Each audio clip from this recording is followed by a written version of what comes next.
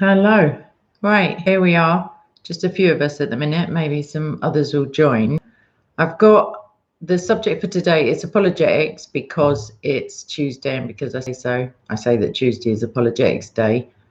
It's not very long, although I was hoping to potentially get in a couple of videos almost straight afterwards, maybe on some persecution, because they are really extracting the urine, let's put it that way, for reasons of politeness. But that, as we will see in the reading that I'm about to give you, or what we're going to discuss, God can and does bring goodness out of evil. And that is directly actually related to Romans 8:28, which is all things work to the good of those who love God and are called according to his purpose. So that's a touch. And I'll jump right in, and then, yeah, like I say, then we'll go over to the, oh gosh, it's just so bad. But as we know, God will bring goodness and, bless these people and glorify himself at the same time. So, yeah.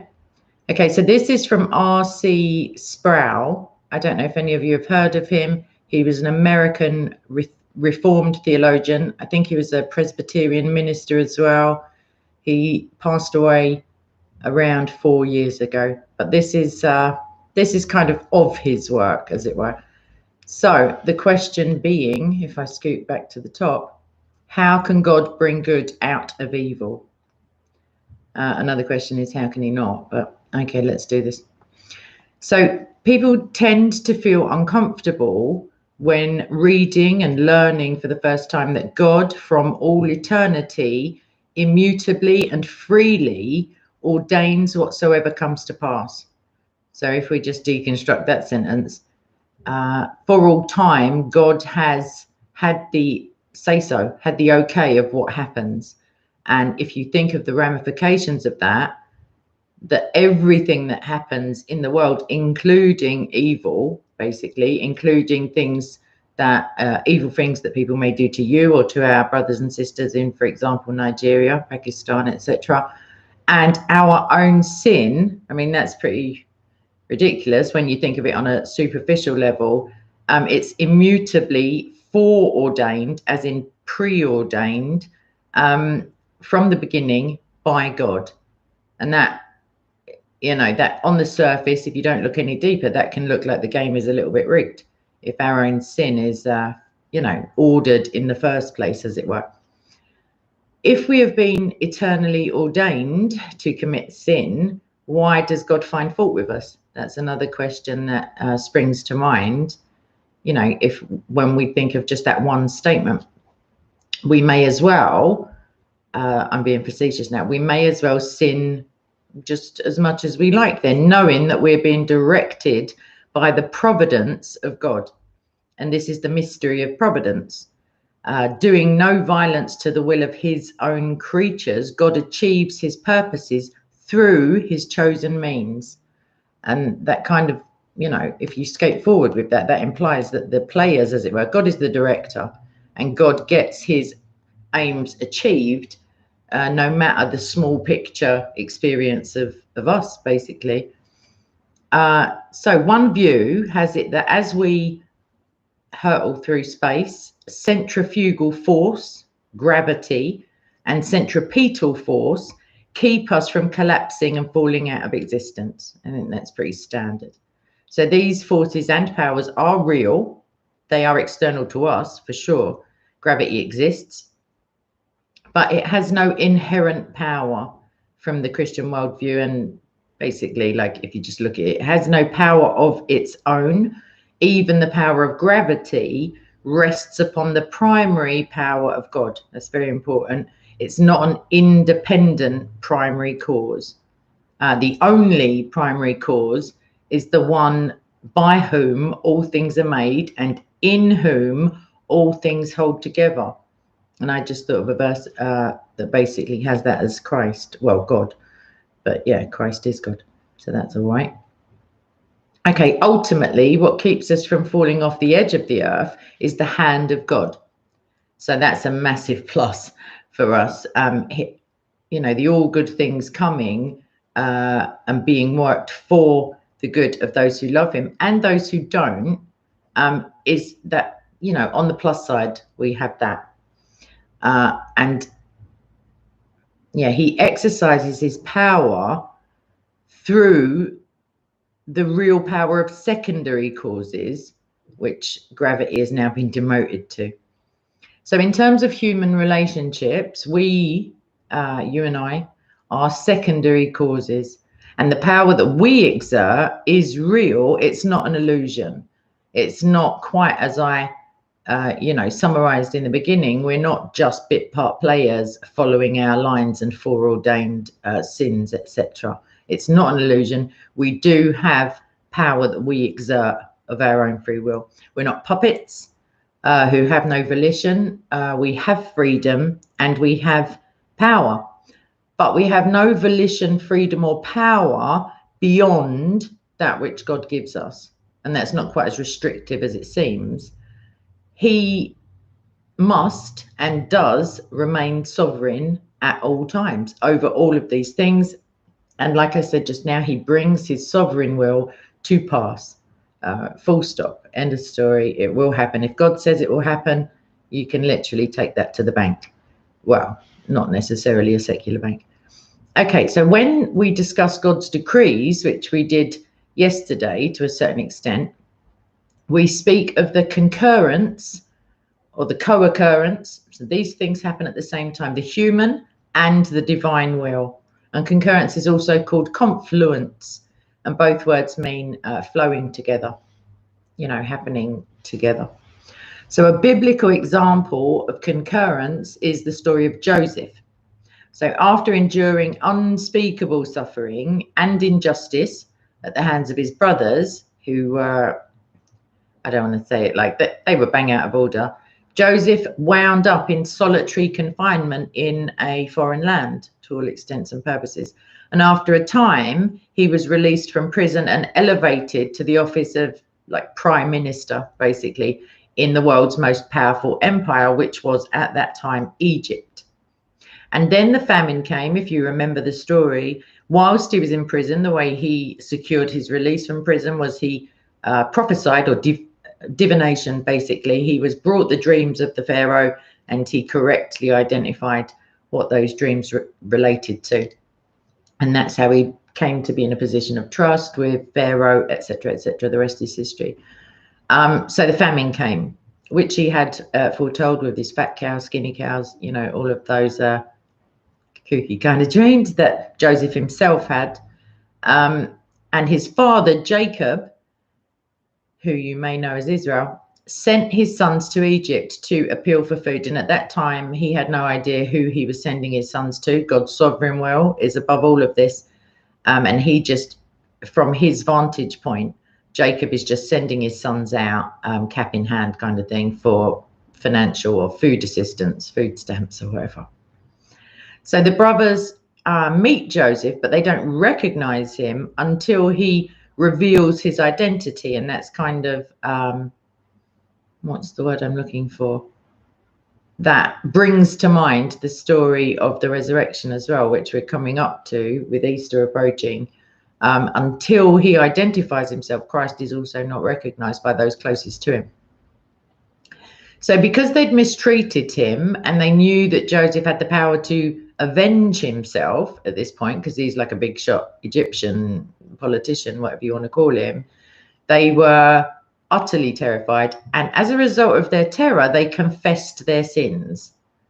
And that's a lesson in and of itself. So Joseph said about their actions that they'd already committed against him, you meant evil against me, and this is the crux of it, but God meant it for good. And you may as well literally, I don't mean that I'm like editing the Bible, but the first part of that sentence is like the antecedent is the consequent, the second part of that sentence says it all. If God means it for good, it will be good. And that's in Genesis 50, verse 20, that's recorded as being said. So within this narrative, this story that's playing out, there is a concurrence between God's intention and men's intention. They flow together. So one intention is motivated by pure and utter holiness. How could it be any otherwise with God? And the other is by sheer wickedness. They had no reason to cast him into the pit or the well, was it? Or the big hole in the ground, at any rate. His brothers meant Joseph's suffering for evil. That's just the bottom line. Like, wash your hands of it. That's like the verdict's in. And insofar as was their motivation, they were culpable. Like, they had blame and guilt before a completely holy God. But this is the kicker. God had ordained that through their evil, basically through their choices, he would bring Joseph to Egypt, which is where he wanted him, and working above and through the secondary causes of the brothers, God would eventually save the people of Israel. I mean, like, he's a forward planner. Well, it's not forward for him because he's outside of time, but it's just brilliant.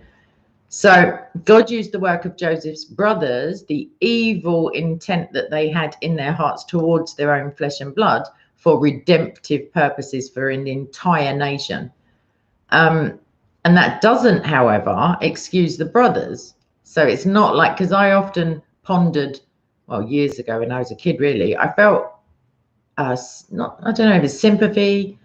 I felt a little confused around Judas Iscariot, because I kept thinking to myself, but if it's prophesied and it has to happen, like, it's not very fair on him, kind of thing. But we're going to have a look at, well, a parallel to that. So because they were guilty regardless of whether God brought goodness out of their poor deeds, as it were. So through the mystery of providence, because it is a mystery, the transcendent governor of all things brings good out of evil. Instead of overruling the wicked desires of Joseph's brothers, God transcends them, and by his power brings out goodness from evil. That's pretty amazing. And how can he do that? Like, how can God bring good out of evil? That is the that mystery, as it were, that enigma, is the most comforting promise of the New Testament. For those who love God, all things work together for good, and for those who are called according to his purpose. So that's just a backward version of the translation that I read, but it's just as nice. This doesn't mean that everything that happens is good in and of itself. Obviously, it can't be. We know that in Nigeria, in Pakistan, in North Korea, in China, things are happening which are so far from good as to be absolutely outrageous. Like, it, oh, don't get me started. I'm going to get to the end of this and then I'm straight onto a different stream. So it doesn't mean to say that everything that will happen to the person who loves God and who's called according to God's purpose will be good. But as I was talking yesterday about an oasis of peace within the turmoil, externally to our soul and to our inner life, as it were, things can seem and be in reality evil when God is planning and will bring those plans to fruition in the believer for good and only good, according to Jeremiah 29:11 as well. So it doesn't mean that everything that happens is good in and of itself, but due to providence, everything that happens is working towards our good.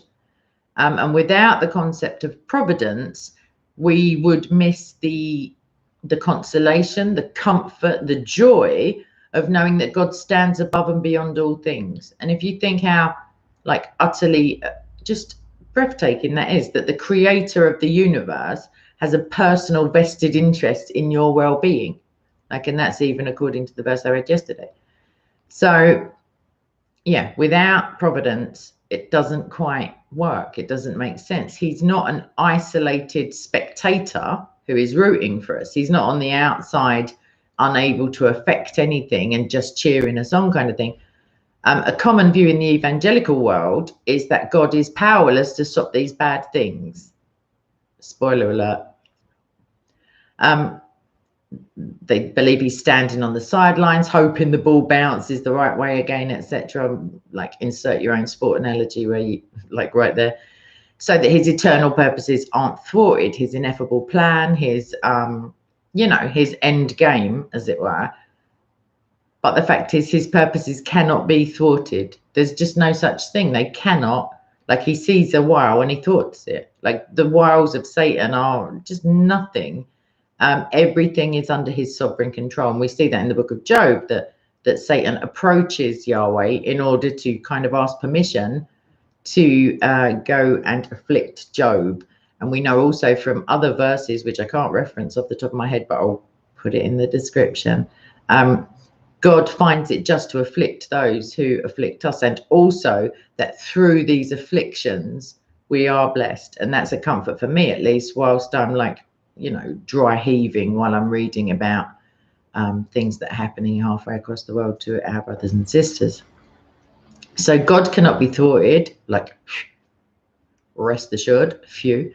And because he will work through even bad scenarios and sporting analogies galore, as it were, he will bring about victory, because we are never alone. Once we have him, even though we may feel alone, that's subjective. We may not see his hand in our lives. We may not, you know, we might have gone down the Disney route of thinking that everything should be kind of like, you know, zippity doo-dah, because we have the Holy Spirit and because we have God and his sovereign will of our lives. But don't forget, our lives are not in isolation either. God is not in isolation rooting for us, but we are carriers of the commission. We are to go and, you know, spread this message and make disciples, as it were, of all the nations. And therefore our afflictions can ultimately bring glory to God by altering our outlook on the suffering of others, and that can only lead to his glorification. So God doesn't direct injustice towards us. However, every tragedy becomes a blessing, and I can attest to that personally. There are no ultimate blessings for unbelievers, however, because, and this is quite important for the reasoning, every blessing they receive for which they remain ungrateful, it adds to their guilt, if that makes sense. It doubles down their ultimate debt, as it were, and therefore they don't come out on top of it. And in the final judgment, every blessing that somebody who is not covered in the blood of Christ has received at the hands of, you know, a benevolent God becomes the foundation of their curse, if that makes sense. And we can go into that in more depth another time. So for believers, there are no tragedies. Like, now we've assessed all of that. And ultimately for unbelievers, there are no blessings, if that also makes sense, because that's the counter example to that quite logical argument. So let me come back to the stream, and I don't know if everybody followed that. I don't know if I explained it correctly. I don't know if my interjecting with Robert Sproul's stuff I don't know. I hope that somebody in the live chat, or somebody who's going to watch this later once it's published, was edified by that. Yeah, I happen to agree. I'm not completely reformed in some respects, but I do wholeheartedly agree with that. It's a bit of a bittersweet kind of conclusion that there are no blessings for unbelievers, but actually the blessing for an unbeliever is salvation. That is, all of us as unbelievers receive the greatest blessing and lifting of the curse that there ever can be or will be. So if you're an unbeliever, ponder that and take the leap. You won't regret it. We have such a laugh. I'm not joking. Like, that's not the reason to come to Christ, but you, like, you know, you're not losing anything. You're gaining everything, if you think of it like that. So I'm going to say thank you ever so much. And what I'm also going to say is, please, if you're watching this later, look out for a couple of other links. And if you're watching it now, you won't get a 30-minute warning, as it were, for my next vid, but just check my channel within as long as it takes this Luddite here to just create another little card thingy, and I will schedule it. It's now